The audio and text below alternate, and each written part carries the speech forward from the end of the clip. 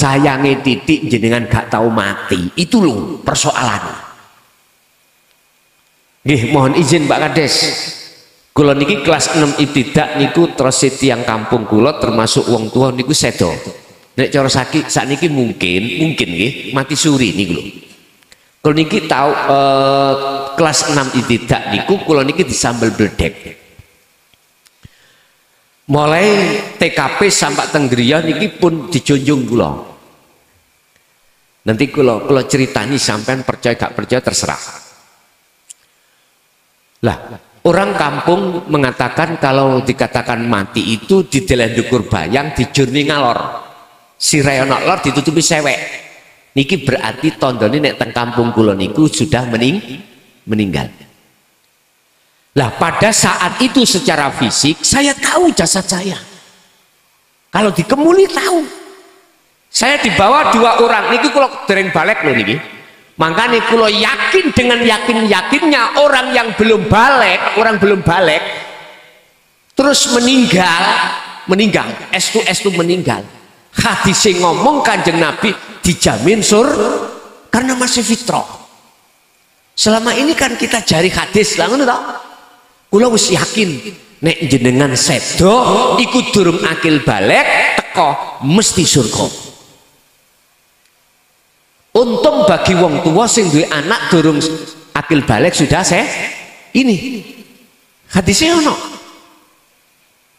Idza mata benu adama ing kotoa. Iki termasuk. Tapi ojo pola-pola mulih ngaji anak sik durung balik ditekak dipateni ojo. Ojo gak. Saya tidak mengajari seperti itu, enggak. Ternyata apa yang terjadi? Saya dibawa 2 orang yang saya tidak pernah kenal, tidak pernah tahu siapa itu. Wonge gede dawur ganteng, gak ana wong jeken sing ngalano gantengi. Jiken. Mboten enten perasaan kula. Entah siapa 2 orang ini, saya dibawa naik sampai sap langit 7 ke atas. Di sana ada swara gak ana rupa. Entut ya wis ana swara gak ana rupa. Jawabe mung sampak detik niki lho tasih eling kula. Cara dinane Selasa Wage. Niku dawuh ngeten, balekno sebab su ana tugas. Aku gak ngerti. Iki apa maksudnya? Lho saat nalika iku Pak Bu, kula niki nggih semerap dilebokno maneh ning jasad kula. Kula tangi wong sing teka padha mbalau wayu. Terutama wong itu. Tapi sing untung wong tua kula mak berase kathah. Nggih, sampeyan tanglet. Ternyata apa? Secara fisik mbok niku ndeleh banyu panas nak nggone botol kecap. Botol kecap biyen mesti blik. Mboten enten botol kecap plastik dulu itu. Niku diseni mbok banyu panas loro ditemplekno nak nggone telapakan sikil. Mungkin bahasa syariate kula kepanasan kaget terus tangi ngoten lho. Makanya kula sondo ireng ya Pak ya. Oh biyen kuning Pak. Lho. Nggih. Biasa. Mari kena bledek. Makanya dhisik niku kula niku mboten diceluk mukhlason, ndoke bledek. Ngoten. Dhisik niku. Loh, saya pada saat itu keluar itu ada sap langit sap alam 2. Satu sap golongan kiri pas kiri niki gelap, sing kanan iki terang. Lah, wong loro wae lho ngliwati nggon padang niki. Ternyata apa? Wa min waraihim barzakhun ila yaumi yub'atsun. Selain kekasih Allah, artinya selain roh yang tidak fitrah, selain roh yang tidak, maksud saya selain roh yang fitrah, selain berarti tidak fit, iku mlebeti ngalam sing gelap. Wow. Kalau niki krungu di dalam alam niku sing gelap iku wong jerit. Entah jerite iku nyapa, sing jelas kula yakin jerite iku disiksa. Fakta hak billahi. Saya katakan ini bukan berarti saya memaksa Anda untuk percaya, ndak. Berarti ono sakwise dunya iki roh iki mlebu bolongan loro wau. Siji ono sing gelap, ono sing sing gelap kali sing padang. Ternyata jenengan buka no, surat Al-Baqarah 257. Iku jawabane. Al-Baqarah 257. Pertama, sing golongan kanan, sing padang. Allahu waliyul ladzina amanu yukhrijuhum minadz-dzulumati ilan nur. Iku golongan pertama. Golongan roh tatkala ning dunya sadurunge seda jenengan kali kula sudah manggon ning nggon suci maneh, nggon fitrah maneh. Asale kita sangka Allah innalillahi fitrah to Pak Bu nggih. Balike kudu fit wa inna ilaihi rajiun. Kudu fitrah.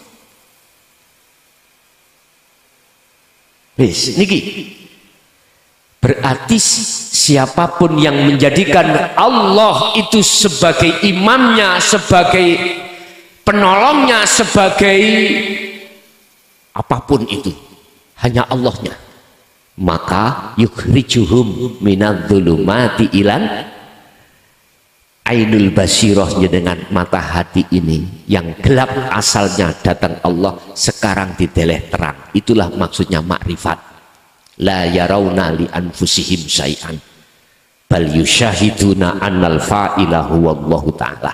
Sing nyoto iku Allah. Tandane ngene, berhubung jenengan mengke ngulinakno dzikir terus, maka hati sampean gak iso putus ingat pada Allah. Walaupun jenengan dahar, walaupun jenengan ngunjuk, walaupun jenengan jasad iki berinteraksi dengan urusan dunia, ruhaniyah sampai berhubung wis ngulinakne berzikir pada Allah, maka tidak akan pernah putus. Wadhkur isma rabbika bukratan wa asila. Muhammad, untuk sampai bisa seperti itu pagi sampai sore, jadikanlah hatimu selalu senantiasa berzikir pada. Pertanyaannya dzikir sing pundi bos? Iki perlu ditanyakan. Nek cukup waktu ningkuk tak bahas dzikir pundi yang menjadikan surat Al-Insan 2526 jenengan gak putus-putus, dan dengan dzikir itulah jenengan akan bisa bertemu pada Allah. Nanti nek dikendaki akan kami lanjutkan. Ilmu sudah, amal praktek yaitu yang berupa khalwat sudah, istiqomah terakhir, terus menerus fastaqomu, teruskan khalwatmu, teruskan. Itulah cara Anda untuk meninggalkan hati belajar, ninggalno ingat selain Allah dalam rangka untuk ingat selalu terhadap Allah. Jadi mafhum mukhalafah di dalam surat Az-Zumar ayat 54 adalah jikalau kau waktu di dunia sudah kembali dan bertemu Allah, maka ayat kalimat yang tsumma la tunsorun itu sudah nggak berlaku. La nafinya itu sudah nggak ada. Akhirnya tsumma tunsorun, Anda akan mendapatkan pertolong, bentuknya dimasukkan di zona padang tadi, sebab jenengan hanya Allah pun di situ Pak sing dimaksud. Allah itu jeneng ya, sing duwe jeneng Allah kan dereng kita ketahui ya dah. Sampai tinggal mriki sampai nek takok wujude Allah yang dalam Al-Qur'an dikatakan laisa kamislihi sayun, tidak bisa kau serupakan dengan sesuatu apapun. Monggo tingali mriki ini niki, bukan angin loh ya, bukan oksigen. Allah katakan, idza sa'alaka ibadi anni fa inni qaribun. Muhammad, jikalau hambaku bertanya tentang di manakah aku, jawablah, fa inni qaribun, sesungguhnya aku itu dekat.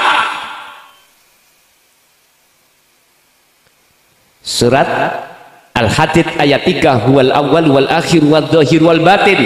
Allah itu di dalam dan di luar, di awal suatu masalah, di akhir suatu masalah apapun. Artinya semua makhluk, walillahil masyriq wal maghrib, bergeraknya iku sing gerakne mung Gusti. Lah Gusti Allah wujude ya niki. Aja didelok mripat dhahir, Pak. Nek sampean delok mripat dhahir ya kosong. Deloken ambek mripati roh. Wong Jawa ngarani mripati ati.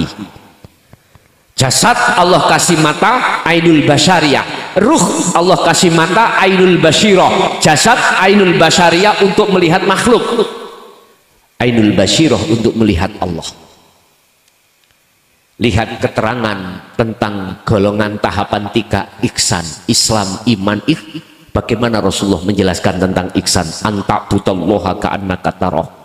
Ketika kau sholat, ketika kau beraktivitas apa, seakan-akan kau bisa melihat wujud Gusti. Ini nggak mudah, Pak, tapi mudah. Nggak mudah bagi siapa? Bagi kita yang masih kenal Allah sebatas nama, sifat, dat. Tapi bagi kita yang sudah kenal terhadap yang memiliki nama Allah, mudah. Jenengan sholat mudah. Qad aflahal mu'minun alladzina hum fi sholatihim khashi'un. Al-Mu'minun ayat 1 dan 2. Sungguh beruntung bagi orang-orang mukmin yang percaya bahwasanya dia berdirinya didirikan Allah, rukuknya dirukukan Allah, sujudnya disujudkan Allah, duduknya didudukkan Allah, hatinya selalu merasa kehadiran Allah baik di dalam dan di luar dirinya. Itulah maka sholatmu akan bisa khusyuk. Shallu ala Nabi Muhammad. Kula niki keras tapi halus. Artinya keras adalah terhadap nafsu, halus terhadap jenengan. Nek gelem monggo, gak gelem yo ora apa. Sebab saya merasa bahwasanya ini lakum nadhirum mubin. Saya nggak punya apa-apa, Pak. Saya hanya ditugaskan untuk memberikan nasihat dan mengingatkan umat manusia. Urusan percaya dan tidak percaya monggo kerso. Artinya saya tidak boleh menyalahkan prinsip orang lain, nggak boleh, nggak boleh. Saya harus menghormati prinsip jenengan. Saya tidak boleh menyalahkan jenengan bertuhan selain Allah. Saya tidak boleh. Iku karena hak masing-masing. Wis, inilah ayat pertama sudah kami bahas. Az-Zumar 54. Intine jenengan pun kula anggap dulur kula sing ngluwi dulur kandung. Karena apa? Karena ini menyangkut masalah ruhaniyah. Pun ojo mati dhisik jenengan. Nek gak ati sampean iku wis ketemu Gusti Allah.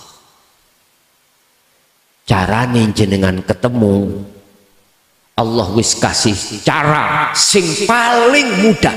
Tadi saya katakan, siji kudu duwe guru akhirat, loro jenengan kudu ngagem ilmu sing diwejangno beliau. Ilmu sing diwejangno adalah ilmu untuk mendidik ruhaniyah sampean iku dengan tauhid. Dengan tauhid itulah nanti jenengan akan melepaskan diri dari belenggunya hawa nafsu lewat khalwat atau uzlah yang dibimbing oleh guru jenengan.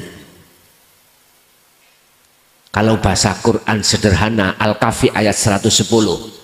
Wa man kana yarju liqa'a rabbi falyamal amalan sholihan. 2 syarat isok ketemu Allah. Pun barang siapa yang ingin bertemu Tuhannya, 2 syarat. Pertama, falyamal amalan sholihan, ruhaniyah sampai gawe dzikir terus, ya iku sing dimaksud amalan sholihan. Kalau bahasa syariat amalan sholihan fisik. tinggalkan semua larangan yang dilarang Allah, jalankan semua perintah yang diperintah Allah lewat utusan kanjeng Nabi. Tapi yang dimaksud ketemu Allah itu ruhaniyah. Berarti amalan sholihan ruhaniyah adalah keadaan. Keadaan ruhaniyah kita itu bercinta sama siapa? Hanya itu. Ingat, Syekh Ibnu Athaillah dalam satu makalahnya, husnul a'mali nataiju husnil akhwal min qalbin zahidin. Amaliyah jasmani itu diterima atau tidak oleh Allah, dikatakan bagus oleh Allah atau tidak, tergantung keadaan ruhaniyah jenengan. Sebab jasmani dengan ruhani gabung dadi siji, namanya manusia. Jenengan iki disebut manusia, masih hidup di dunia. Ruhaniyahnya bagaimana keadaan? Keadaan manusia hati ada dua, mingkol bin zahidin au mingkol bin rohibin. Apakah hati bercinta hanya pada Allah, melihat pada Allah, bersaksi pada Allah di setiap saat dan waktu, ataukah hati ini mingkol bin rohibin, bersaksi, melihat, bercinta pada selain Allah? Hanya itu. Sampak-sampak di dalam surah Al-Maidah Allah katakan tentang masalah amaliyah yang diterima, innama yataqabbalullahu minal muttaqin, hanya yang bersumber dari hati yang bertakwa. Takwa ada tiga, ilmu, amal, istiqomah. Berarti bertemu Allah. Nek pingin sholat sampai diterima Allah, mesti sholat dengan khusyuk. Pertanyaannya, sholat khusyuk iku wajib napa mboten? Menurut saya wajib. Hujai ada. Lihat di dalam surah Al-Baqarah 238. Hafidhu ala sholawat was sholatil wusta wa qumu lillahi qanitin ay khashi'in. Niki. Jagalah sholat 5 waktu itu jasmaniyah, wassolatil wusta, dan sholat ruhaniyah Anda tengah. Lakukan terus. Waqumu lillahi qanitin, dan jaga, lakukanlah hal itu dengan khusyuk. Nah, kalau ada yang mentafsirkan iki sunnah gak wajib, terserah. Tadi sudah saya katakan, saya selalu menghormati inisiatif siapapun. Tapi bagi saya ayat ini saya katakan wajib. Sebab apa? Tujuan hakikat sholat itu adalah menghadap dan bertemu Allah. Dikatakan fa'budu hadza siratum mustaqim, menghadap menyembah kepada Allah itu wajib. Sing nyembah ketemu roh sapa sing disembah. Lah tingkat pengenalan makrifat kita pada Allah niku tahapan-tahapan. Ada 4 tahapan. Ono sing makrifat hanya nama, ono makrifat hanya sifat, ono makrifat hanya pada zat, ada makrifat pada laisa kamisli sayun. Yaitu tergantung kita duduk di mana. Tapi satu hal yang harus jenengan ingat, surah Al-Isra ayat 72 tadi. Barang siapa saat di dunia hatinya masih buta pada Allah, maka di akhirat pun pasti akan buta. Maknanya gelap, berarti kita masuk golongan kiri. Ya udah, terserah jenengan. Wes iki babakan masalah hol. Sekarang kita mengalih babakan Isra dan Mi'raj, surat Al-Isra ayat 1. Dialah yang maha suci Allah, zat yang memperjalankan hambanya dari Masjidil Haram ke Masjidil Aqsa, dari Masjidil Aqsa ke Sidratul Muntaha. Kesimpulannya, Isra adalah perjalanan beliau dari masjid ke masjid. Ini masih dunia, Pak. Masjidil Haram iku ning Mekah, Masjidil Aqsa niku ning Palestina. Nggih napa? pun iki dari masjid ke masjid berarti masjid dunya. Maksude jogonen hukum syariat. Kul in kuntum tuhibbunallaha fattabi'uni. Ali Imran ayat 31. Katakan Muhammad, jikalau hambamu ingin cintanya aku terima, umatmu pingin cintanya aku terima, suruh ngikuti kamu. Iki Allah sing dawuh. Ditirokno Kanjeng Nabi, hei umatku, yen awakmu kepingin ketemu Gusti Allah, kepingin cintamu diterima dan kau dijadikan sebagai aulia kekasihnya, maka fattabi'uni, ikuti aku. Iki Rasulullah. Umume umat Islam iku ngikuti dari versi syariat fakot, hanya syariatnya saja. Iki kebanyakan Isra-nya saja, meninggalkan seluruh larangan, menjalankan seluruh perintah Allah secara jasmani. Pak, ini kita lakukan, tapi kita lupa kalau manusia kita itu ada rohani. Ini yang sering kita lupakan. Ingat, Allah katakan ad-dunya mata'ul ghurur wal akhiratu khairu wa abqa. Urusan dunia itu penting, bos, penting. Ngaji iki ae nek gak ono salone ya gak iso. Lah ngoten nggih. Sumbere teko uang, iki lak dunya to. Lho penting.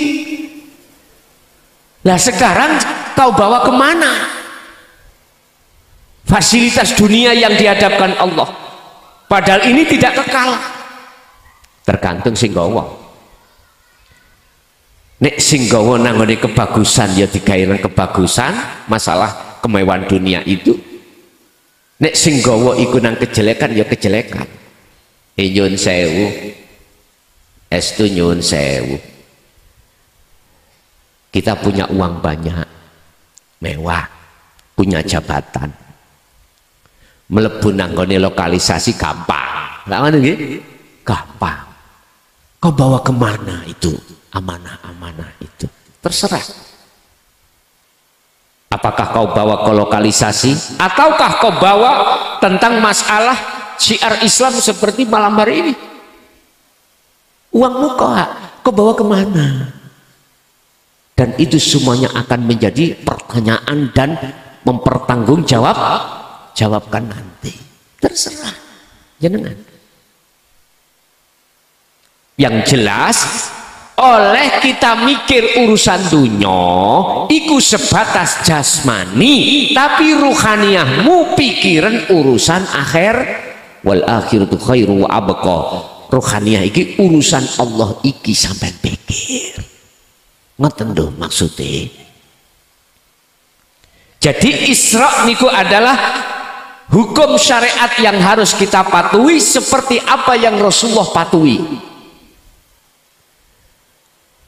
Yang kedua, Mi'raj, perjalanan Rasulullah dari dari Masjidil Aqsa ke Sidratul, berarti ini lepas dunia. Nek cara wong lunga numpak pesawat, ninggalkan dunia nang awang-awang.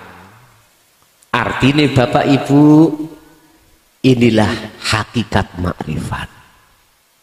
Sebab hakikat ilmu tauhid itu hanya mengajarkan tentang ruhaniyah, bagaimana meninggalkan dunia untuk menghadap pada Allah. Itu kesimpulannya ngoten. Sehingga mengapa Rasulullah ketika habis menghadap pada Allah, sepulangnya itu mendapat wahyu yang berupa sholat 5 waktu. Mengapa sholat? Kok bukan selain sholat? Artinya Bapak Ibu, nyun sewu, jenengan sholat tidak akan pernah khusyuk kalau tidak bertemu Allah terlebih dahulu. Wis intinya wonten niku. Apapun status jenengan lo ya, apakah kita alim ilmu Al-Quran, apakah kita alim ilmu hadis, apakah kita alim ilmu fuqaha, kalau belum bertemu Allah, nyun sewu, kita sholat tidak bisa khusyuk, Pak. Mungkin pernah disanepan dening Kanjeng Nabi terhadap para sahabat. Sahabat, siapa yang ingin sholatnya khusyuk, saya kasih serban hijau. Seluruhnya nggak bisa. Sekalipun itu Sayyidina Ali karramallahu wajah. Iku artine Bapak Ibu, siapapun kita, status kita menjadi apapun, itu tidak menjadi jaminan Anda bisa sholat dengan khusyuk kecuali Anda ini sudah bertemu Allah. Wa man kana yarju liqa Allah fa inna ajalallah la'at. Al-Ankabut ayat 5. Barang siapa yang ingin bertemu Allah, hatinya ada keinginan untuk ketemu Allah sebelum meninggal, ingat, ini janji Allah. Fa inna ajalallah la'at. Allah berjanji pada hambanya tersebut waktu yang sudah Allah tentukan. Entah waktu sholat, entah waktu makan, entah waktu kerja, entah waktu khalwat, apapun bisa jadi. Tapi yang jelas hamba itu hatinya ada keinginan bertemu Allah. Manusia sak jagat iku gak ono sing duweni ati pingin ketemu Allah kecuali mereka minal muttaqin, orang-orang yang hatinya sudah mengikuti dengan kafah ajaran Rasulullah Shallallahu Alaihi Wasallam, yaitu ajaran di samping syariah juga hakikatnya. Fattabi'uni, jikalau kau ingin betul-betul dijadikan Allah sebagai kekasih, ikuti saya, kata Rasul. Quran loh Pak, saya katakan ini bukan al-sunnah, bukan ijma' qiyas. Al-Quran, Ali Imran ayat 31. Bagaimana Allah menjawab? Jikalau kau betul-betul mengikuti Muhammad, jasate mengikuti syariate, ruhaniyah sampai mengikuti hakikate, maka yuhibbukumullah wa yaghfir lakum dunubakum. Disitulah Allah akan menerimamu sebagai kekasihnya. Karena apa? Cintanya hati sampai roh ikimang yang asalnya terhadap kesenangan dunia kita lepas, kemudian kita akan diterima oleh Allah cinta itu.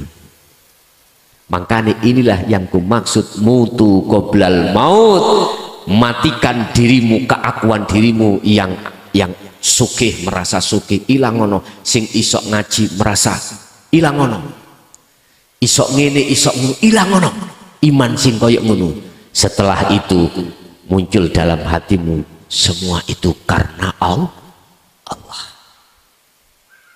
Jenengan sugih akhirnya gak ngaku sing sugih jenengan, kabeh iku wae Gusti Allah. Gampang ngomong, gampang. Praktek iki lho akan mudah manakala jenengan fastaqomu, terus berpikir. Niki kuncinya ada di situ. Jadi mi'raj adalah proses perjalanan ruhaniyah jenengan yang nafi isbat, artinya tinggalkan urusan dunia, walaupun jasadnya masih gembul urusan dunia, tapi ruhaniyah sampai itu hanya bercinta pada Allah lewat zikir. Niki, inilah yang kumaksud, jadilah kau ikan yang hidup di lautan. Jasad tiap saat dan waktu campur gembul ambek banyu garam asin, tapi dagingi gak elok asin. Silahkan kau hidup di tengah-tengah kebiarin dunya, piye carane ruhaniyah sampean gak terpengaruh dengan kebiare dunya. Berzikirlah pun. Zikir yang mana yang dimaksud iki? Pun zikir ada 4. Sebelum kita masuk tahapan 4, makna zikir adalah ingat. Secara lugat zikir adalah ingat. Wong Jawa eling. Secara istilah hatimu ingat, sing gerakno awakmu iku Gusti Allah. Inilah yang zikir muncul dari kalimat tauhid la ilaha illa anta subhanaka inni kuntu minal kita mengakui di mata Allah di saat dan waktu apapun ruhaniyah kita itu ternyata dolim pada Allah. Buktinya dolim, kita melalaikan Allah terus. Kita justru merasa dan mengimani sing iso ngaji iki aku, sing ngalim iki aku, makhluk dalam hati. Sing sugih iki aku, sing duwe jabatan iki aku. Inilah Pak Bu yang disebut nafsu yang selalu menggelincirkan ruhaniyah kita. Padahal kita secara lesan sudah paham la haula wala quwata illa bil, tapi secara praktek hati kita masih terbelenggu. Ini harus dilepaskan. Satu sisi kita mengakui di mata Allah kita dolim. Nabi Yunus niki ceritanya kisahnya Nabi Yunus ketika saat diuntal ikan nun gelap di dalamnya. Beliau tidak ingin keluar, enggak, ngakoni subhanaka inni kuntu minal zalimin, sesungguhnya saya ini dolim ya Allah. Wis jenengan nek sholat ingat bahwasanya jenengan sadar kalau selama ini dolim, nangis nek gak percaya engko bengi sholat tahajud 2 rakaat. Ketika waktu sholat takbiratul ihram ati sampai tanam rasa iman kehadiran Allah dalam dirimu yang menggerakkan dirimu. Jangan diakui kau itu bisa sholat, jangan diakui. Semua itu bisanya terjadi semata-mata karena Allah ini. Coba hati sampean-sampean deleh nang berikut nangis jangan. Itulah proses awal Allah membersihkan hati hamba yang dikehendaki. Kalau ini tidak Anda lekas lakukan, mohon maaf, fi qulubihim maradun fazadahumullahu marada, penyakit itu bertambah tumpuk-tumpuk ning ati, akhirnya menjadi hijab penghalang ruhaniyah kita kepada Allah. Akhirnya Allah gelap bagi kita, dan selain Allah dunia itu terang. Wis iki nyun sewu golongan kiri iku mesti roh sampai iku mlebet nang alam barzah sing gelap. Sebab apa? Al-Baqarah tadi 257 yang pasal 2. Walladzina kafaru awliya'uhumut taghut yukhrijunahum minan nuri ilal dhulumat. Anda akan digiring oleh nafsu untuk bersyahwat dunia, dengan begitu nanti kau akan masuk di alam barzah yang gelap. Wis jenengan percaya gak percaya terserah. Sampean sebetulnya turu iku belajar mati asline. Turu iku belajar mati. Makanya apa wong turu kadang-kadang Gusti Allah kei impen. Iku sebetulnya Gusti Allah memperingatkan jenengan gambare ruhaniyah kita seperti itu. Cuman kita yang gak waspada, itu aja. Bapak Ibu hadirin, berarti mi'raj adalah perjalanan ruhaniyah sampean setelah kita tinggalkan Allah berpuluhan tahun dengan bentuk kita berkasih mesra dengan selain Allah. Sekarang jenengan menghadaplah. Kalau jenengan menghadap, maka iman yang ada di dalam hati sampai itu tidak ada iman selain Allah. Yang kumaksud selain Tuhan ini. Makanya syarat sing nomor loro di samping jenengan iki selalu zikir, nomor loro syaratnya jenengan wala yusyrik bi ibadati rabbih ahada. Ketika jenengan sholat, ketika jenengan berzikir, ketika jenengan apapun aktivitasnya, ruhaniyah sampean harus melepaskan rasa iman keagungan diri yang bisa melakukan. Setelah sampean hilangkan, maka muncul rasa keagungannya Allah semuanya yang melakukan. Inilah tingkat makrifat. Zikir la ilaha illallah jahri di syariat, zikir yang nomor 2 la ilaha illahua sir di dalam thariqah, zikir la ilaha illa anta niki yang nomor 3 itu di hakikat, yaitu disebut sirul asrar, rasa iman tadi. Yang terakhir adalah la ilaha illa ana.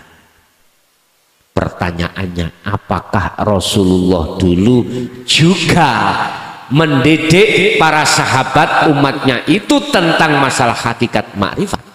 Ini pertanyaan. Jikalau tidak, Pak, kalau bahasa saya, aku yakin Rasulullah mendidik tentang ini. Sebab jikalau tidak didik, mengapa harus muncul di dalam Al-Quran surat Al-Anbiya ayat 25 ini? Wa ma arsalna min qablika mir rasulin illa nuhi ilaihi annahu la ilaha illa ana fa'budun. Muhammad, aku enggak pernah ngutus utusan sebelum kamu, termasuk dirimu, kecuali harus membawa wahyu yang terakhir untuk kau sampaikan terhadap hambaku. Budi rupane wahyu yang terakhir, la ilaha illa ana, tidak ada Tuhan yang wajib disembah kecuali aku. Aku bahasanya Allah sudah tidak, huwa juga tidak, anta juga tidak, hanya aku. Maka di dalam hadits qudsi Allah katakan, janganlah kau sembah namaku, sifatku, zatku, tapi sembahlah aku. Buktinya juga di dalam surat Toha ayat 14, innani anallah la ilaha illa ana fa'budni wa aqimis sholah li dzikri. Nah itu, orang kalau hatinya sudah duduk di tajalli pada Allah, artinya rasa iman yang muncul semuanya karena Allahnya, maka fa'budni itulah bahasa nyembah terhadapku Allah. Wa aqimis sholah, tegakkanlah sholah li dzikri, semata-mata untuk mengingat aku. Nama sudah tidak, sifat juga tidak, zat juga tidak, tinggal laisa kamisli sayun, itulah aku. Wis nek wis koyok ngene mesti gendeng. Wis ati sampean mesti gendeng pada Allah. Secantik apapun istri sampean, segagah apapun suami jenengan, kalau sudah umur 80 90, kemana gagahnya? Ayo, kemana cantiknya? Hilang toh Pak Bunggi? Boleh kita itu ngunggul no iku, tapi ojo lali unggul no Allah, karena Allah itu jamali kekal. Iku maksud kula. Jikalau Anda sudah jatuh cinta pada Allah, walaupun istrimu ikut cantik sedunia, kalah Pak, nyese. Karena Sri oleh minggat wis balik nang bojone sah. Nggih. Masih tiang jaler, masih tiang estria, walaupun garwa sampean gagal kaya apa, bahkan jaluk maneh, dek aku rabi maneh ya mesti monggo Mas, ngono kok. Karena cintane hatimu tidak bisa dikalahkan dengan cinta pada Allah. Iku Pak. Tapi kula mboten ngongkon bojo sampean yo rabi maneh enggak lho ya, iku gambaran mawon. Dunya brono panjenengan kali kula sing wis kita kumpulkan sebanyak mungkin kalah. Sebab ala inna auliya Allah la khaufun alaihim walahum yahzanun. Wis gak nok rasa khawatir. Misale bojo sampean ditotol petik, mboten. Karena cinta sampean jatuhnya ada pada Allah. Dunya brono sampean yes gak khawatir umpama dipundhut Gusti Allah, mboten, karena semuanya milik Allah. Kados tukang parkir iki lho Pak, dijaluk sing duwe sepedae mobile, tukang parkir nanti gandoli mboten, ikhlas. Ngoten nggih, ikhlas. Berarti nek jenengan susah khawatir dengan kehilangan apa urusan dunia, berarti jenengan boten nate dadi tukang parkir. Pun kesimpulan itu berikut. Berarti surat Al-Isra ayat 1, dengan adanya kita memperingati Isra Mi'raj itu, ayo kita dandani sholat kita. Sing asali kelingan sakliyane Allah, kita harus bagaimana caranya untuk menghadap dan bertemu Allah. Caranya iku mau simpel, jenengan kudu duwe guru akhirat, lurus sampai diwejang ilmune, telu dikongkon sampai kali kula iki kholwat. Dengan begitulah zikir itu akan dijelaskan, jenengan akan bisa meninggalkan hati cinta selain Allah, lalu hati sampai hanya bercinta pada Allah. Jami tak delok setengah 11 mek sak jam punjul titik. Jadi kurang Pak. S2 kurang, walaupun tutup subuh si kuat. Coron jenengan enak jenengan kali saged rokokan ya. Lah sing nyocot iki. Oleh sebab itu tak tambah waktu ini, waktu tanya jawab. Waktu tanya jawab.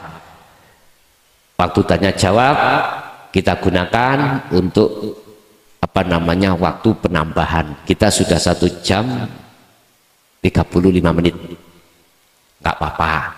Pun kula nyuwun datang operator untuk disiapkan mic, barangkali ada jamaah yang bertanya. Tak mulai songkot yang jalan rumiyin, monggo.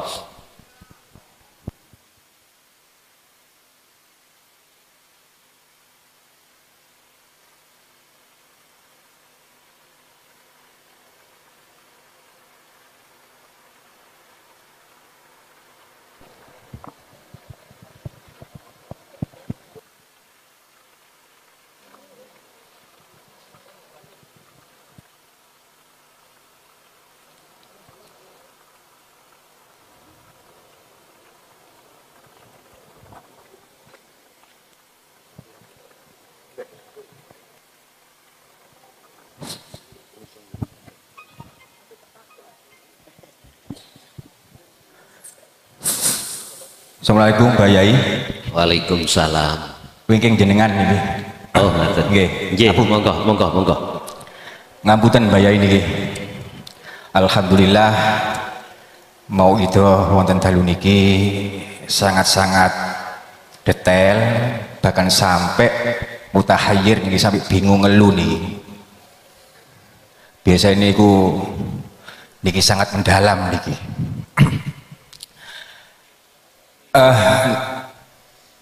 Niku Mbak Yai ingkang kula tanggletaken, selama niki pemahaman masyarakat dari para khutbah, dari para penceramah, para kiai tentang kisah Nabiullah Adam dipunturunaken Allah wonten donya niki, niku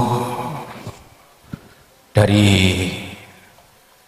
pemahaman para khutbah niku kula niku mboten patek serap.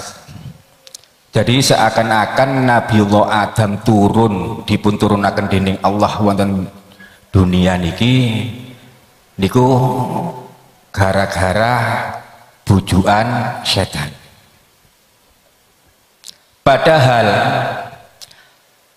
Nabi niku maksum, mohal maksiat datang Allah.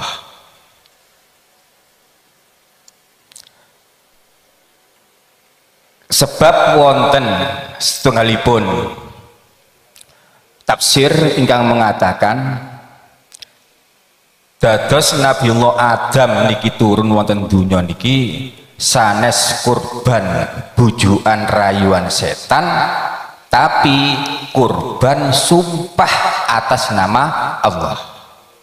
Niki yang perlu kita gejolakkan, seakan-akan masyarakat niki menjustifikasi Nabiullah Adam niki digoda setan. Akhirnya Allah niki dawuh boten setunggal, boten kalih, tapi qul nahbitu minha jami'an fa imma ya'tiyannakum minni hudan faman tabi'a hudaya fala khaufun alaihim wala hum yahzanun. Ketiga-tiganya niki diduknoh kali Allah wonten dunya. Mboten cuma Nabiullah Adam kalian Siti Hawa mau. Matur sembah nuwun, Bayai. Sampun. Nggih. Kita harus memandang dua kacamata, Pak. Biar tidak menyalahkan beliau kakek kita Nabiullah Adam. Kita harus memandang dua kacamata. Satu kacamata syariat, dua kacamata hakikat. Kacamata syariat itu memandangnya gara-gara Kanjeng Nabi Adam tergelincir oleh bisikan setan. Delok fisik syariat. Tapi kita harus memakai kacamata hakikat. Tadi sudah saya katakan, semua makhluk bisanya bergerak itu karena ada yang menggerakkan. Siapa? Allah Subhanahu wa ta'ala. Bon, iku modal pertama. Siapapun makhluk, iblis pun jikalau tidak dikasih Allah izin bergerak, nggak bisa bergerak sendiri. Mungkin bisa dibuka di dalam surat Al-Qasas ayat 56. Al-Qasas. Iki langsung saya berbicara hamba yang termulia Al-Maksum Kanjeng Nabi Muhammad SAW. Allah dawuh, innaka sesungguhnya kau Muhammad ikulah tahdi man ahbabta, tidak akan pernah bisa memberikan petunjuk terhadap orang lain sekalipun itu orang yang kau cintai. Iki Rasulullah, karena status Rasulullah Muhammad iku makhluk.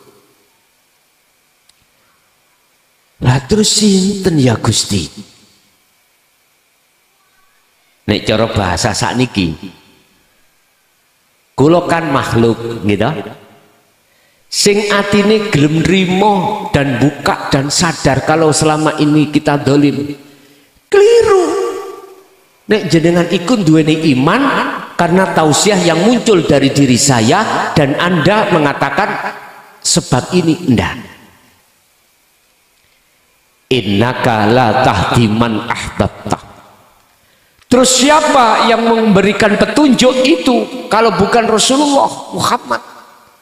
Dijawab, walakinallaha yahdi may yasha.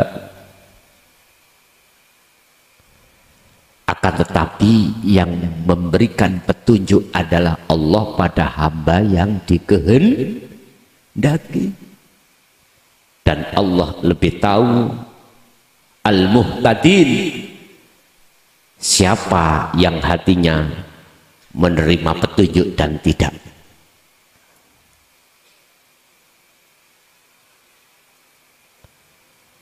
Ini langsung Rasulullah mukhatab kaiku kembali kepada Muhammad.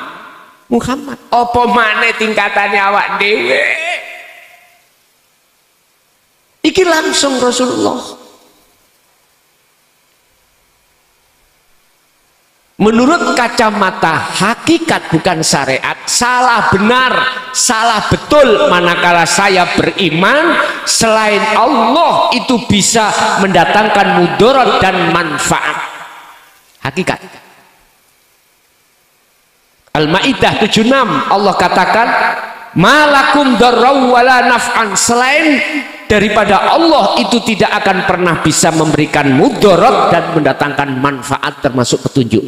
Berarti sing aweh petunjuk malam iki cuman Allah Subhanahu.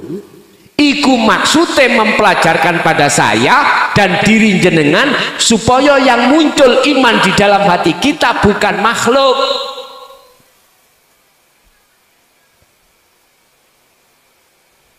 Apa asbabun nuzulnya? Kok Allah memberikan izin pada iblis ngudonang Adam dan Adam akhirnya turun ke bumi. Wa idh qala lil malaikati inni ja'ilun fil ardi khalifah. Ini loh Pak persoalannya. Ketika Nabiullah Adam belum diciptakan, Allah dawuh terhadap para malaikat, malaikat, saya akan menciptakan seorang makhluk manusia yang kujadikan khalifah, pemimpin di muka bumi. Iki waktu itu Nabi Adam belum diciptakan.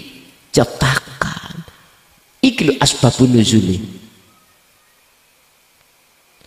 Jadi menurut kacamata hakikat beliau Kanjeng Nabi Adam itu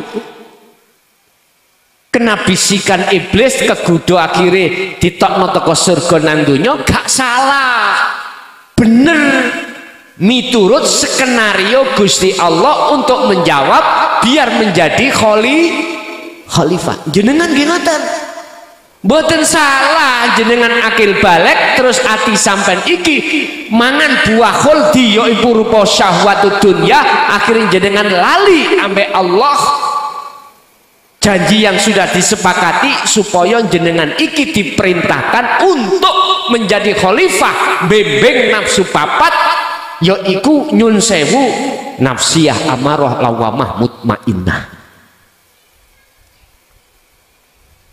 Ketika saat ada di dunia Allah guyon Pak nang Nabi Adam dalem fatalaqqa kuwi kepingin balik nang negeri asalmu ta ning surga ning dunia iku enak apa ora sawung Gusti mangan lan nandur nyambut gawe lha ngoten nggih.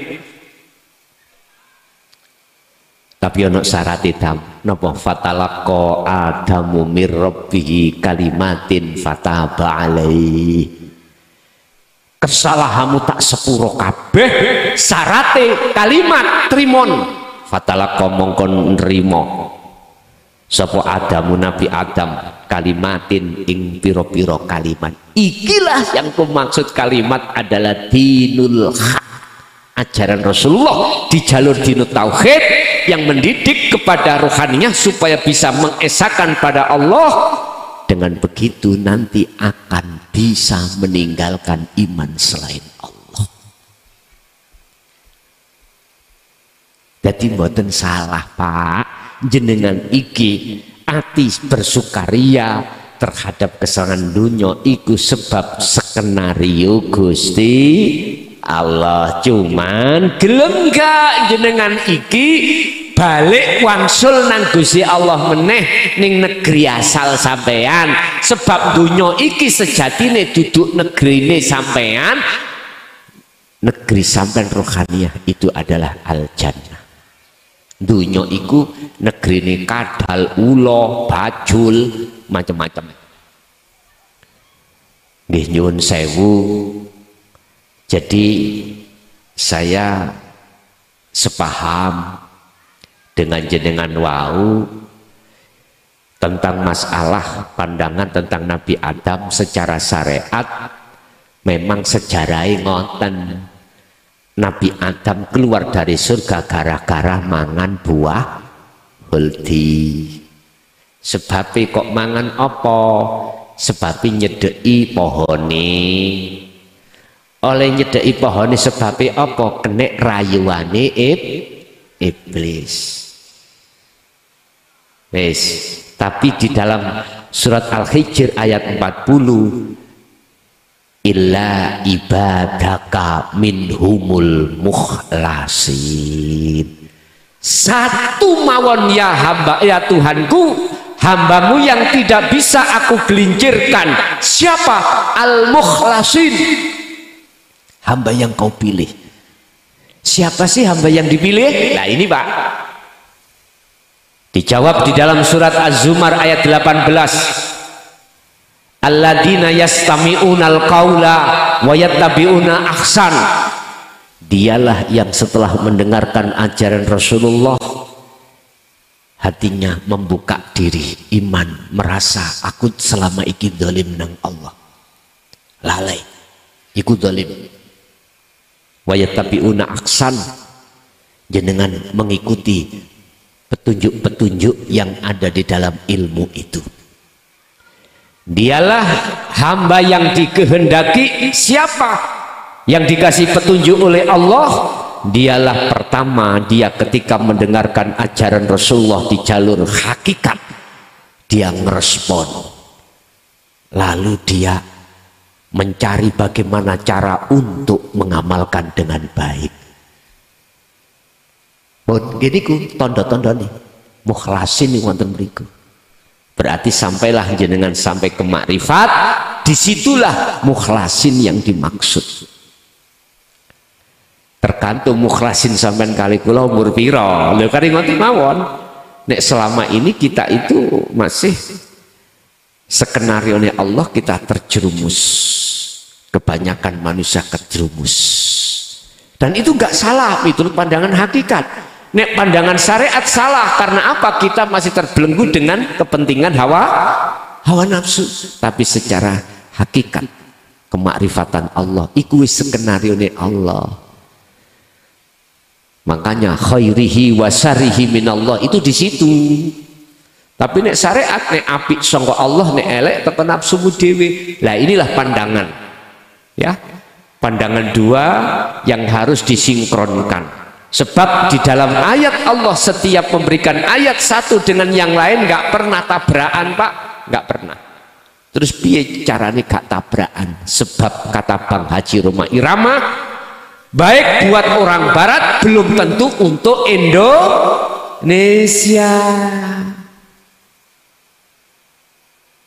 Makanya ada tahapan kita kelas syariat, thariqat, hakikat, makrifat. Sesuai dengan kelasnya masing-masing, Pak. Jadi hakikatnya bukan Nabiullah Adam harus disalahkan terus. Enggak boleh. Enggak boleh, Pak. Sebab itu skenario Gusti Allah. Nah, sekarang pertanyaannya adalah bagaimana caranya kita menghadapi kematian. Kita sudah fatalaqo seperti kanjeng Nabi Adamu mir rabbihi kalimat, sudah mendapatkan kalimat dari Allah. Kalau sudah mendapatkan fataba alaihi, maka Allah akan menerima seluruh kesalahan kita diampuni. Sebab kita manusia jasmaniah ya tahu maksiat sekecil dan sebesar apapun, apalagi ruhaniah kita. Setiap saat kita adalah syirik pada Allah, sekalipun itu syirik khafi, syirik yang paling halus yang tidak pernah dijabarkan di dalam syariat. Contoh, ning atiku iku ono iman rumongso aku sing bertausiah, iki berarti kula syirik. Saya punya penemu iman ngelak terus minum air terus rasa haus hilang, hilangnya itu sebab dari air ini, maka saya itu syirik. Saya tidak sadar tentang firman Allah, ala innahu bikulli syai'in muhit, sesungguhnya Allah itu selalu meliputi segala hal apapun. Karena Allah itulah sehingga seakan-akan air ini bisa menghilangkan rasa haus, padahal yang bisa menghilangkan hanyalah Allah. Makanya surat Az-Zumar ayat 54 tadi 56 Allah Al-Qasas 56, innaka la tahdi man ahbabta, sesungguhnya bukan Muhammad itu yang bisa menolong atau yang bisa memberikan petunjuk, akan tetapi Allah bertajali terhadap beliau Muhammad sehingga seakan-akan Muhammad makhluk itu yang bisa memberikan petunjuk, tapi hakikatnya kabeh Gusti. Sama dengan masalah syafaat. Surat Az-Zumar ayat 44. Jenengan ingin tahu syafaat itu milik siapa? Az-Zumar ayat 44. Rasulullah sendiri yang diperintahkan Allah untuk berkata, kul, katakan Muhammad, lillahi ku tetap kedua Allah, apa asyafaatu pertolongan, jami'an kelawan sekabehane. Artinya katakan Muhammad, sesungguhnya syafaat itu mutlak milik Allah. Oleh karena Allah bertajalli pada Muhammad, maka seakan-akan Kanjeng Nabi Muhammad iku sing duweni syafaat untuk umat. Padahal sejatine iku sangka Gusti, padha ambek pemborong ambek tukang kuli niki lho, Pak. Sing garap lah koyok-koyok tukang kuli. Ning apabila tidak diperintahkan pemborong, ada garapan? Boten. Kalau boleh saya katakan, sing menterjadikan omah gedong gede iku mau pemborong iku, bukan kuli.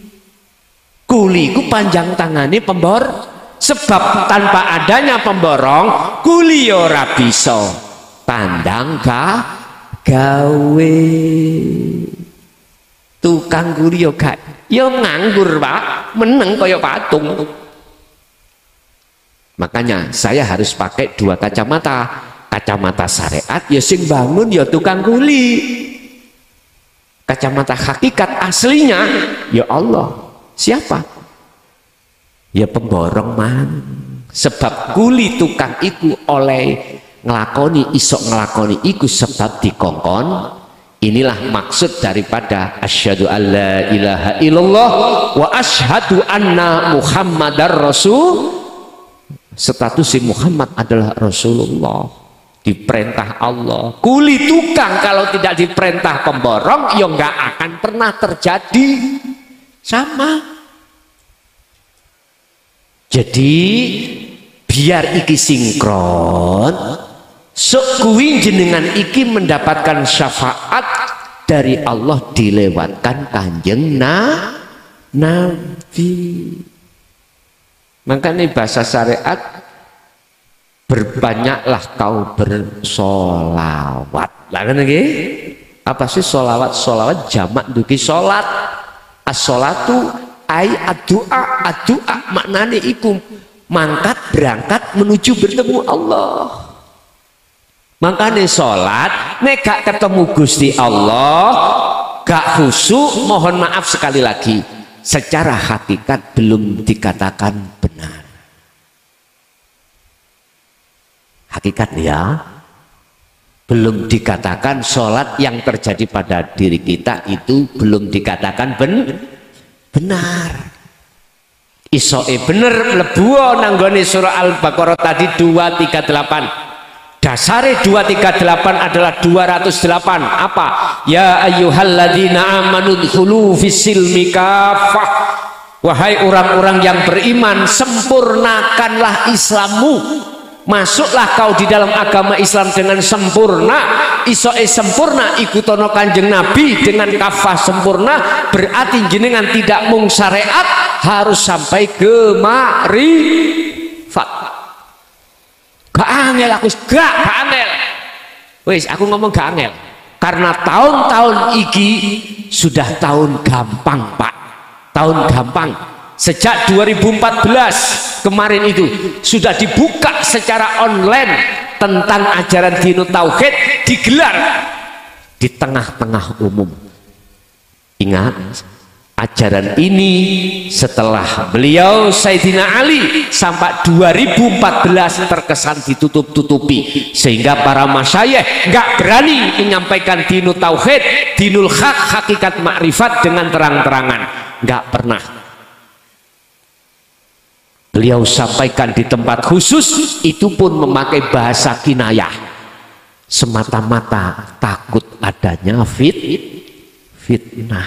Sekarang sudah tidak, dibuka lebar. Pun inilah maksud walau karihal musyrikun, walaupun saya dibenci oleh seluruh umat sedunia, tetap ini kami sampaikan. Mohon maaf kisah saya, Pak, umpama sampean eling menurut manten ya setengah berbes mili. Saya pernah diusir dari kampung saya gara-gara Dinut Tauhid, saya sampaikan seperti ini. Bahkan tahun 2010 saya dipenjara 3 tahun. Iya, mohon maaf. Urusan hukum 170 pasal itu kan hanya alasan doang. Cuman intinya saya harus tidak boleh untuk menyampaikan ini. Caranya diusir gak kena, akhirnya masuk penjara. Dikira di penjara saya tidak mau menyampaikan, saya sampaikan. Justru warga binaan di penjara itu justru matur suwun, hatinya tentram, hatinya diam. Dia tidak gelisah di dalam masalah karena dia hatinya merapat kepada Allah. Itu pun saya harus disuruh berhenti untuk mengkaji di dalam LP. Bahkan saya mau di layar ke Madiun. Nah ini tidak sampai cukup di situ, Pak. Tapi saya komitmen ini harus kusampaikan walaupun saya difitnah, dicaci maki. Akhirnya sampai detik ini, malam ini, mengapa sampai saya dijatuhkan di chicken ini. Mboten enak-enak ngeten. Mulai tahun 2000 Pak saya sampaikan hal ini sampai 2023 ini berarti 23 tahun kisah saya, Masya Allah. Gak enak-enak langsung ini ngedep ngeten iki Pak. Ya Allah. Selama 5 tahun saya sembunyi-sembunyi 2000 sampai 2005. Mancik 2006 ke atas udah masa dimana saya itu susah banget. Harus saya alami, harus saya hadapi sekalipun itu penjara. Sebab prinsip saya, kiai nek gak tahu mlebu penjara berarti kurang sempurna. Mlebu nanggone nyun sewu, lokalisasi wis tahu. Mlebu nang Mekah wis tahu. Mlebu nang dia wis tahu, sitok sing durung dilakoni mlebu nanggone penjara. Makanya kiai nek durung tahu mlebu penjara kurang sempurna menurut saya. Tapi menurut beliau-beliau ikulah alasamu son kelason ngoten. Pun mboten napa-napa. Artinya saya akan bisa berbicara bagaimana sih di dalam LP itu karena saya terlibat langsung di dalamnya. Lah nek sing gak tahu kak cari ini. Lah ngoten nggih. Cari ini. Cari siapa pangeranmu iku Allahu wal innallaha huwa rabbi wa rabbukum fa'budu hadza siratul mustaqim. Maryam 36. Jari Quran jari sapa sing nyampe no tabi'ina ngoten nggih. Jari Kanjeng Nabi. Lah jare ya iku. Sampeyan tak kandhani, Pak. Nek nggone pasar pundi di sing idep mriki. Tulangan mang iku ono wong ketabrak sepeda pancal. Iki kabar. Sampai percaya karena saya tidak pernah bujuki jenengan mesti percaya. Tapi percaya iman sampai kaya ngono kurang bener. Karena iman sampai jare sampai harus budal ke tulangan pasar delok. Kalau sudah lihat sendiri maka iman sampean iku wis benar. Jenengan tak kandani Pak. Hei wong Islam, innallaha sesungguhnya Allah iku Rabbi wa Rabbukum, Tuhanku ya Tuhanmu. Ji percaya. Fa'budu sembahlah dia. Jenengan iki iman sampean akan menjadi ihsan, akan menjadi benar manakala jenengan betul-betul bertemu Allah. Kalau tidak bertemu ya cari ya, terus cari badi-badi BI. Iki saya ngeritik tapi bangun loh Pak, gak nyalahkan. Tadi kan saya katakan kita itu di makom mana sesuai dengan makom kita masing-masing. Syariat, thariqat, hakikat, marifat, monggo. Itulah skenario Allah. Intine uga-uga jenengan kali kula durung sampak sedo wis meraih makom kafah. Amin. Al-Fatihah.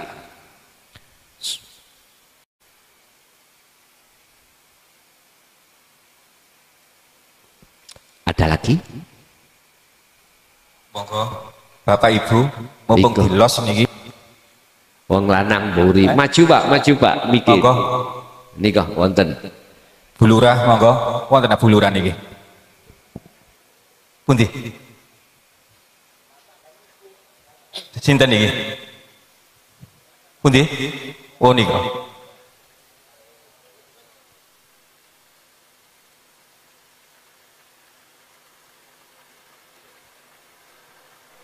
Assalamualaikum warahmatullahi wabarakatuh. Matur sembah sangat wekdal ingkang dipun aturaken dumateng kula. Nuwun sewu Yai. Niki ingkang badhe kula ndelaken niku bab masa sholawat. Sholawat. Pengertian sholawat. Banyak guru-guru mengatakan bahwa bila mana kamu mendapatkan suatu persoalan yang rumit, bacalah sholawat. Kersane jae gampang. Terus apalagi sekarang nih kok ya ini sewu Viral. Bahasa bersolawat lah ngoten nah. Bahkan pengajian itu tergeser untuk sementara niki. Yang banyak mengadakan sholawatan lah ngoten nah. Jadi boleh pengajian niki ngapunten untuk sementara niki redi gini gua bahasa tergeser ngoten. Tak kula nyuwun pengertian ya masalah salat menika. Sejatinya sholawat itu nopo? Injih. Ngat mawon saking kula ngapunten. Assalamualaikum warahmatullahi wabarakatuh. Waalaikumsalam warahmatullahi wabarakatuh. Innallaha wa malaikatahu yusholluna 'alan nabi. Ya ayyuhalladzina amanu shallu 'alaihi wa sallimu taslima. Jelas Quran iki. Cuman yang banyak tidak diketahui bagaimana maksud sholawat itu, sehingga sholawatnya Allah terhadap nabiku bagaimana, sholawatnya malaikat terhadap nabi bagaimana. Nah, ngerti nggih?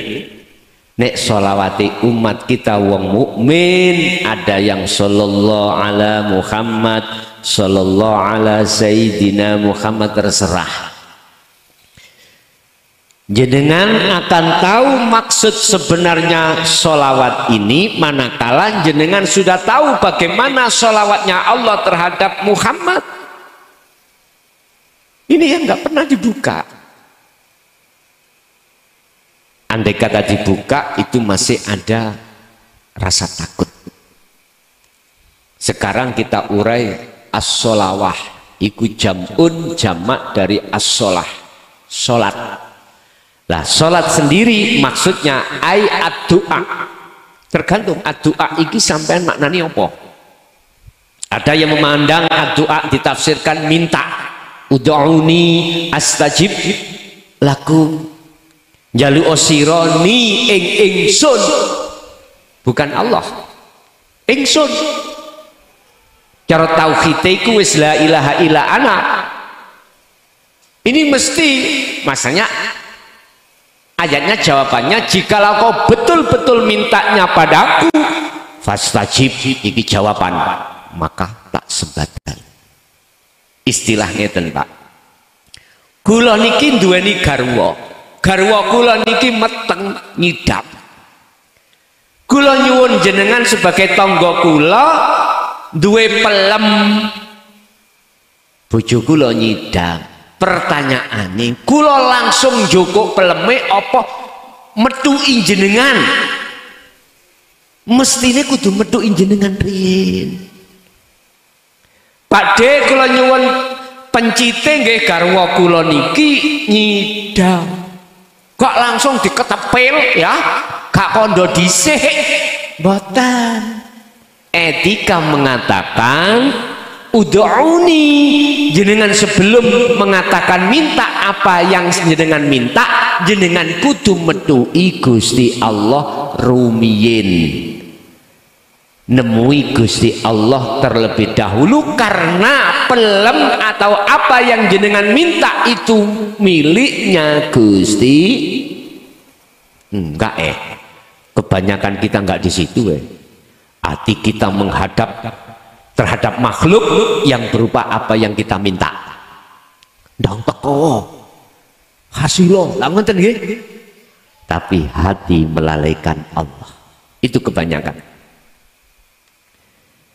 Tergantung niki ud'uni ad-du'a sampean maknani minta apa sampean maknani rawuh, terserah.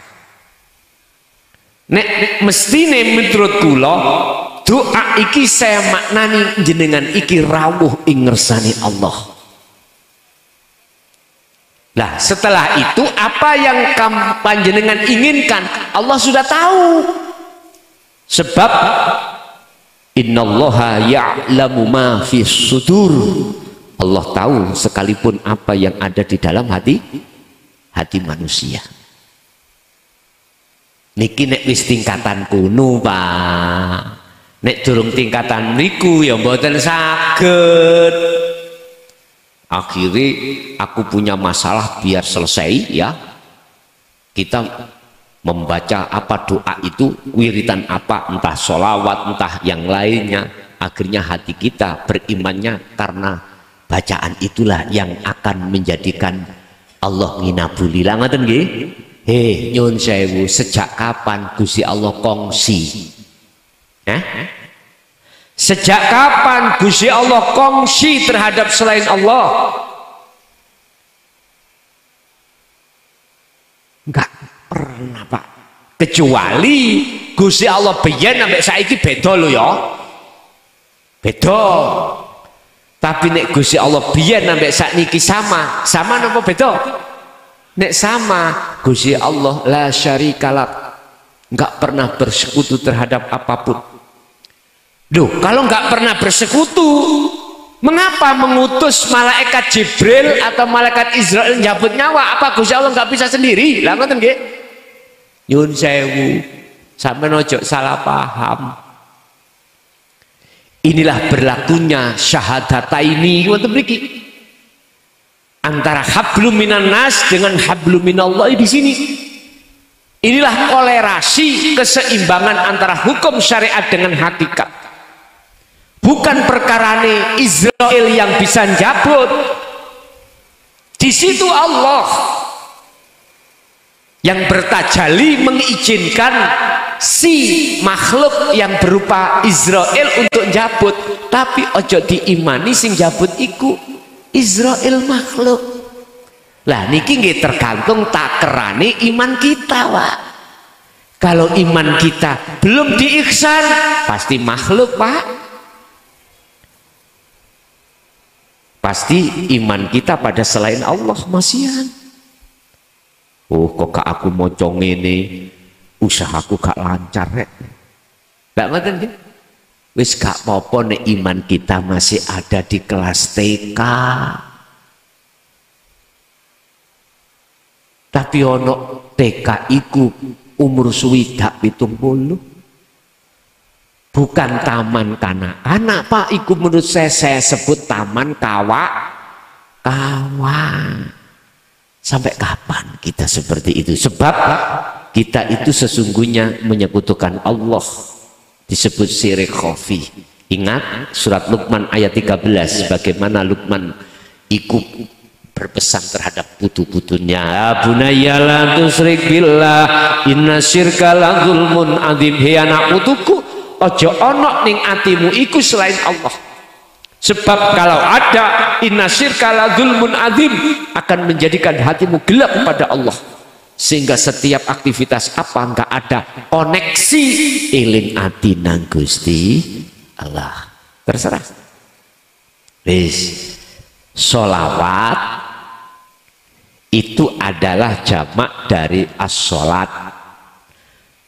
Maksudnya sholat ayat doa, tergantung jenengan maknani ya nopo. Nek cara kula maknani dari sisi hakikat, sholawat itu adalah menghadap dan bertemu Allah ini. Sapa sing gelem menghadap dan bertemu Allah, maka Allah akan mesti memberikan syafaat, menolong jenengan. Estu Pak, tondoni jenengan nek wis bener-bener ati ono karep madhep sowan ing ngersane Allah, terus sampean berupaya untuk terus berzikir, ati sampean mesti ada buah yang namanya kenikmatan berzikir. Ala bidzikrillahi tatmainnul qulub.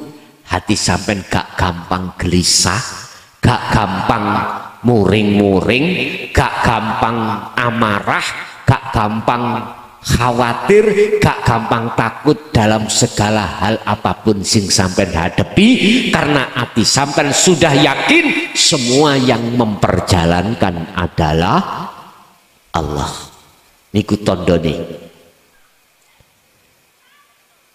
Tapi secara syariat tidak saya salahkan.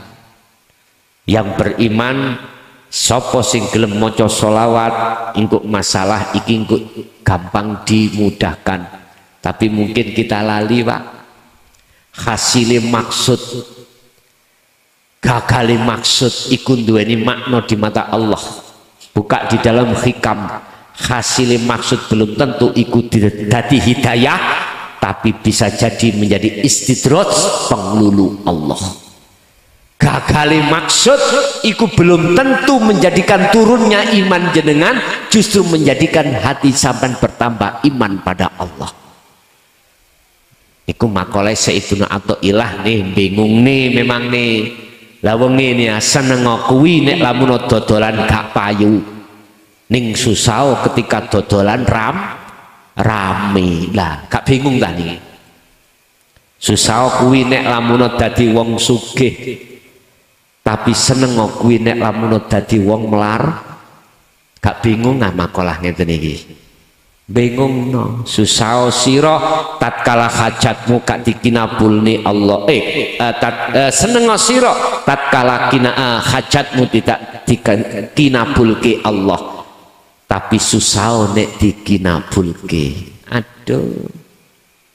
Ada lagi yang ekstrim.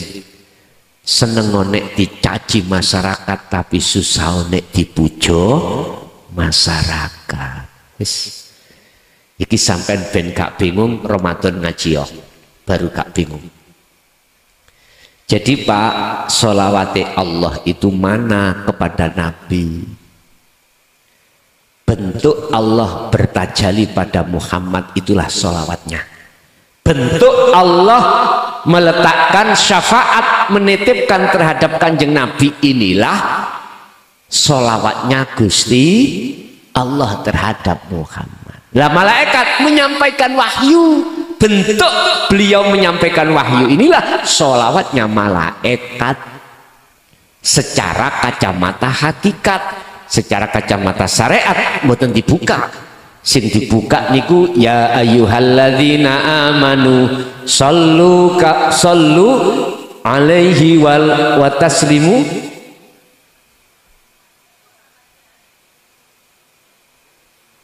Ini sing dibahas iku sholawat jenengan kita kepada kanjeng Nabi. Ning hakikate manfaati terhadap diri jenengan piyambak asline. Wong kanjeng Nabi niku statusé maksum. Lawak dhewe ni sowor dhewe. Cara bahasa donga-dongoan lho, Pak. Mandi pundi sih tak takoni. Jadi aslinya itu kembali kepada diri kita masing-masing. Nggih. Masih ada? Sampun. Nggih. Nggih. Oke, Bapak Ibu hadirin jamaah rahimakumullah, monggo kita tutup sarana doa. Mudah-mudahan apa segala hal yang diberikan Allah ilmu, walaupun malam ini kita paham atau belum paham, mudah-mudahan itu sebagai penghantar hati kita sadar pada Allah dan menjadi satu ilmu yang bermanfaat. Barokah fitini wa dunya wal akhirah. Lahumul Fatihah. Bismillahirrahmanirrahim. Allahumma sholli wa sallim ala sayyidina Muhammad. Alhamdulillahirabbil alamin. Allahumma sallimna wal muslimin min afati dunya wa adabil akhirah. Allahumma ja'alna auladana wa dzurriyyatina wa ahli baitina min ahli, ya Allah, min ahli ilmi wa ahli khair, min ahli syuhudika ya Allah, wa min ahli ta'atika ya Allah, wa min ahli ma'rifatika ya Allah. Nawwir qulubana bi nuri hidayatika wa ma'unatika ya Allah, ya Fattahu ya Alim, iftah lana bi futuhil arifin wa ila auladina wa azwajina wa dzurriyyatina wa ahli baitina min qabli mautihim yassir lana fi kulli umurina fid dini wad dunya wal akhirah. Rabbana atina fid dunya hasanah wa fil akhirati hasanah wa qina adzabannar ya aziz ya ghafar ya rabbal alamin. Wa sallallahu ala sayyidina Muhammad walhamdulillahi rabbil alamin. Lahumul fatihah.